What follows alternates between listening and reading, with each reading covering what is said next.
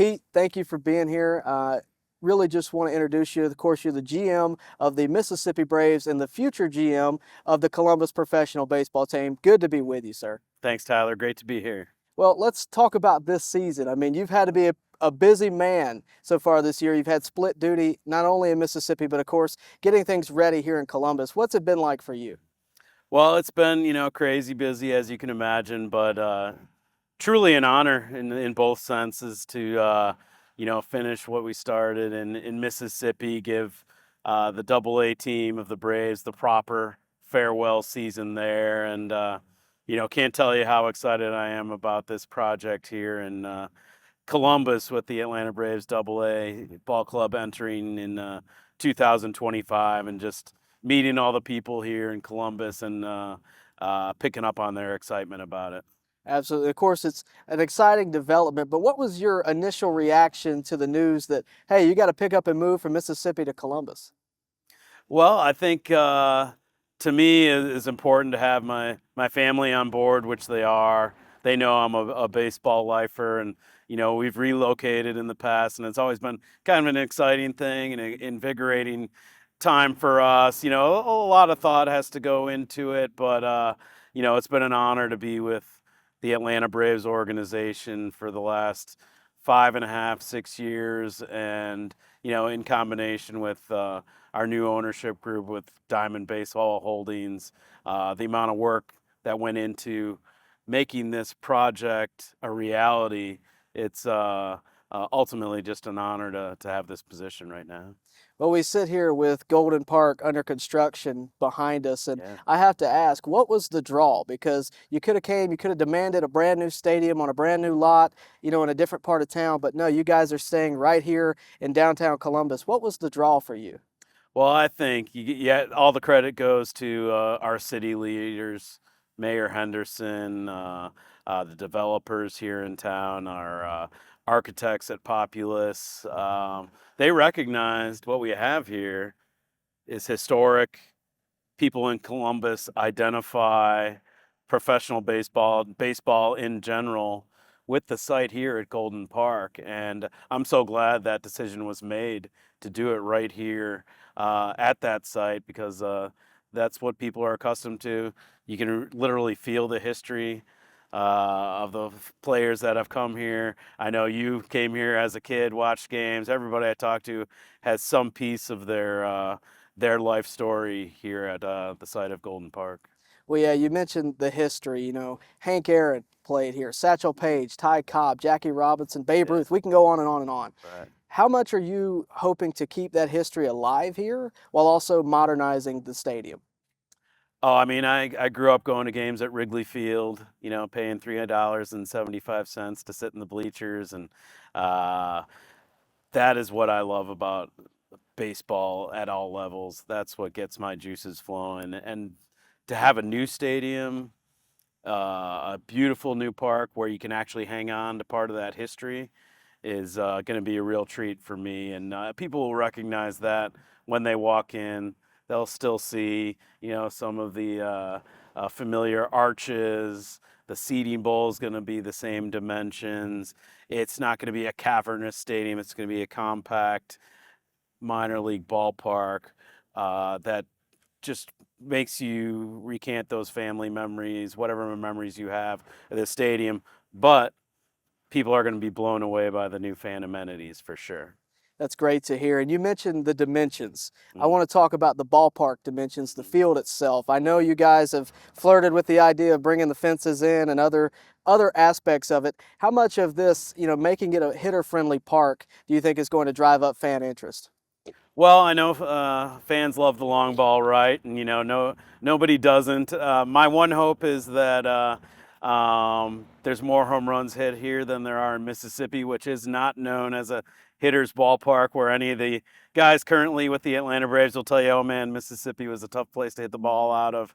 So that'll be ultimately decided in conjunction with the Atlanta Braves as far as the final dimensions. But I'll tell you what, a lot of people can appreciate a well-pitched game as well. So people have different preferences, but you know, I think it feels like the wind's blowing out here today. So maybe that's a good omen that you'll see some long balls by the home team here in 2025.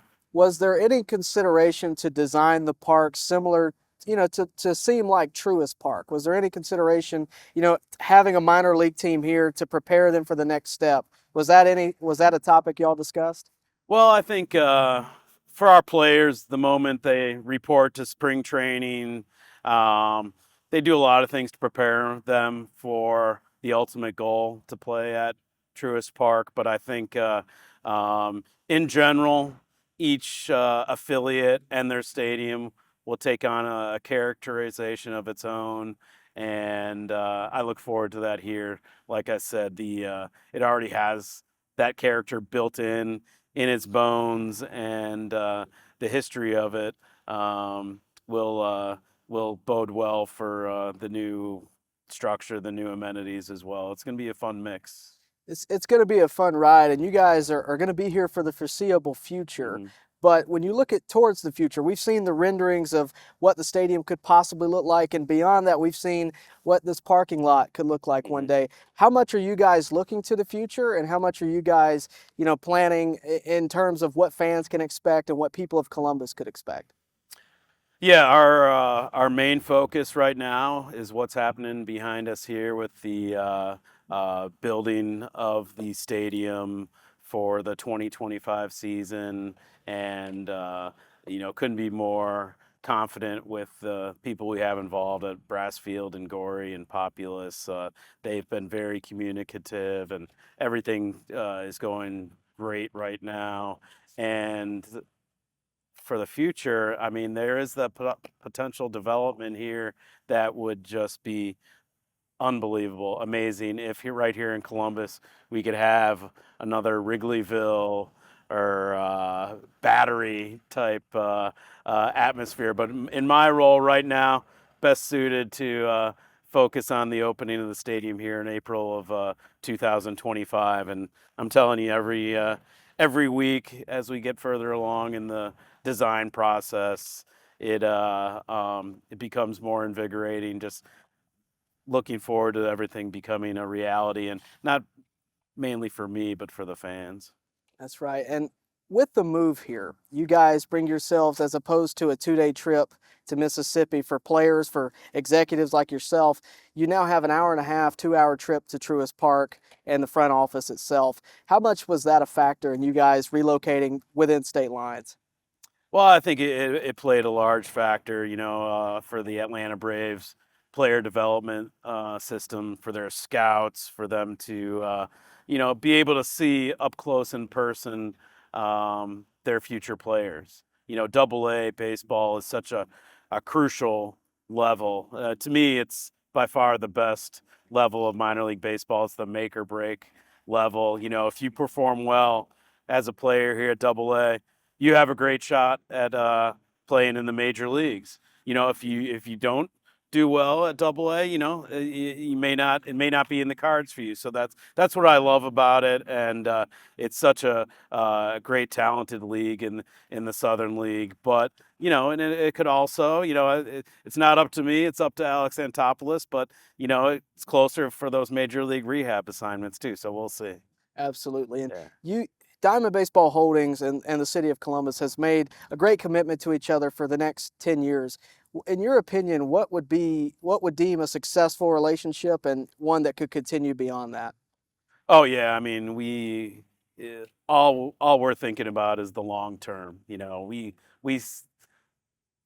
credit to the city, credit to Diamond Baseball, credit to the Atlanta Braves. This is set up for success. I mean, as you know, there's been a lot of different incarnations of professional and amateur baseball here at Golden Park, but never with this much firepower. So it's going to be incumbent about me and my staff to create a fun, fresh fan experience. It's all about the fan experience for us, and not just the first year, every year, building on that every year. We don't want any of the fans to have the exact same experience every time they come to the game, whether it's a different promotion, different on field contest, different theme night, different menu item.